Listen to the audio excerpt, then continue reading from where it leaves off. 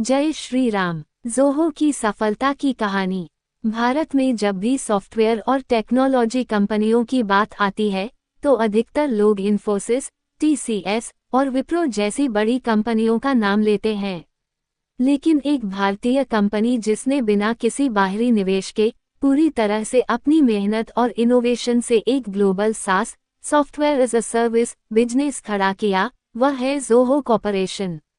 ज़ोहो आज 40 से अधिक सॉफ्टवेयर प्रोडक्ट्स के साथ एक मल्टी बिलियन डॉलर कंपनी बन चुकी है, जो दुनिया भर के लाखों बिजनेस को सर्विस देती है। ये सफलता किसी जादू से नहीं आई, बल्कि दूरदर्शिता, आत्मनिर्भरता और गुणवत्ता पर ध्यान देने से मिली है। इस केस स्टडी में हम विस्तार से जानेंगे। चेकमार्क ज़ोहो की स्थापना कैसे हुई। चेकमार्क कैसे ये बिना बाहरी निवेश के एक वैश्विक ब्रांड बना। चेकमार्क इसकी बिजनेस और मार्केटिंग स्ट्रेटजी क्या रही। चेकमार्क कैसे ये गूगल और माइक्रोसॉफ्ट जैसी कंपनियों को टक्कर दे रहा है। 1. ज़ोहो की शुरुआत, छोटे गांव से सिलिकॉन वैली तक का सफर। 1.1 संस्थापक श्रीधर वेम्बू की प्रेरणादायक कहानी। ज़ोहो के संस्थापक श्रीधर वेम्बू की कहानी बेहद प्रेरणादायक है। वे तमिलनाडु के एक छोटे से गांव टेंजौर डिस्ट्रिक्ट में जन्मे। उनका परिवार मध्यम वर्गीय था, लेकिन पढ़ाई में उनकी गहरी रुचि थी। उन्होंने आईआईटी मद्रास से इलेक्ट्रिकल इंजीनियरिंग में ग्रेजुएशन किया। बाद में प्रिंसटन यूनिवर्सिटी यूएसए से पीएचडी करने गए।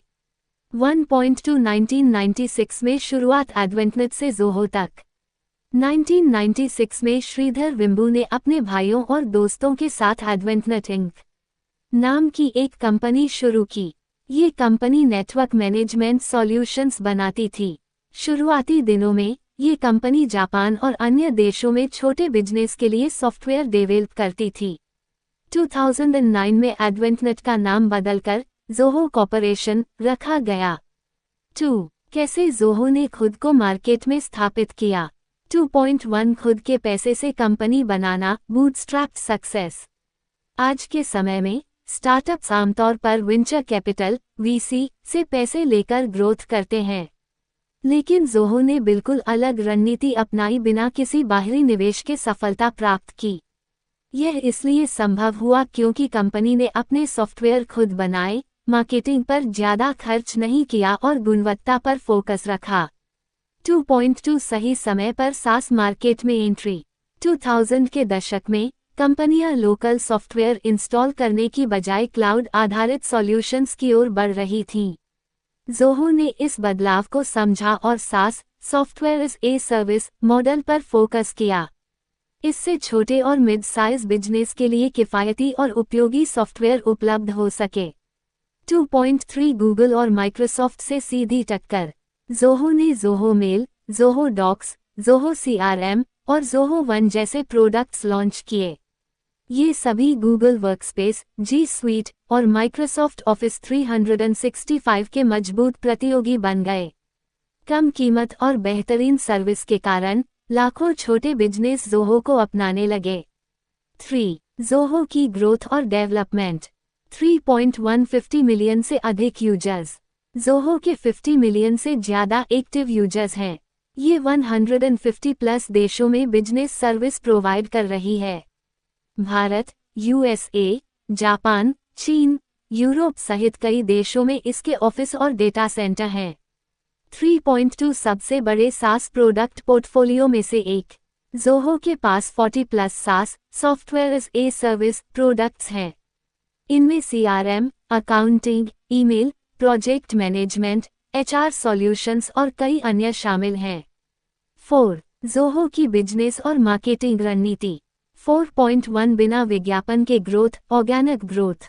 ज़ोहो ने गूगल और माइक्रोसॉफ्ट की तरह करोड़ों रुपये विज्ञापन पर खर्च नहीं किए, बल्कि quality products, word of mouth और ग्राहक संतुष्टि से ग्रोथ की। 4.2 कम कीमत, ज़्यादा value, affordable pricing strategy. Zoho की कीमतें अन्य सास कंपनियों की तुलना में 50 to 70% तक सस्ती हैं। इससे छोटे और मिड साइज बिजनेस आसानी से इसे खरीद सकते हैं। 4.3 लोकल टैलेंट पर निवेश, made in India for the world.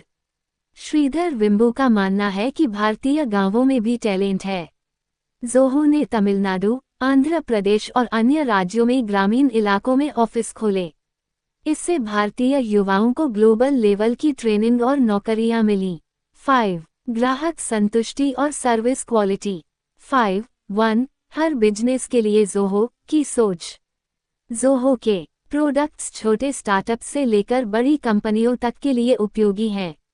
उदाहरण के लिए, छोटे व्यापारी के लिए ज़ोहो बुक्स अकाउंटिंग सॉफ्टवेयर, बड़े बिजनेस के लिए Zoho CRM customer management, HR कंपनियों के लिए ज़ोहो पीपल। 5.2 24x7 सपोर्ट और लोकल लैंग्वेज सर्विस। ज़ोहो अपने ग्राहकों को हिंदी, तमिल, तेलुगु और अन्य भाषाओं में सपोर्ट देती है। इससे भारतीय ग्राहकों के लिए इसका उपयोग आसान हो गया। 6. भविष्य की योजनाएं और निष्कर्ष।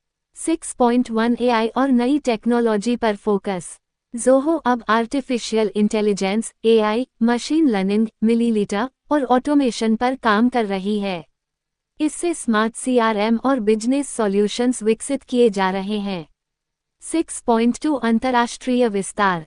ज़ोहो अमेरिका, यूरोप, ऑस्ट्रेलिया और एशिया के अन्य देशों में तेजी से विस्तार कर रही है।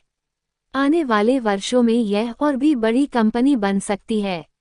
7. निष्कर्ष ज़ोहो की सफलता से क्या सीख सकते हैं? Check mark. किसी भी बिजनेस को सफल बनाने के लिए सिर्फ पैसा नहीं, सही रणनीति और मेहनत चाहिए। Check mark. अगर आप क्वालिटी और ग्राहक संतुष्टि पर ध्यान देंगे तो बड़ी कंपनियों को भी टक्कर दे सकते हैं।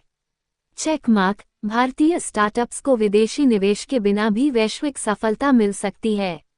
ज़ोहो की कहानी हर भारतीय उद्यमी के लिए प्रेरणा है कि आत्मनिर्भर बनकर भी दुनिया जीती जा सकती है। जय श्री राम।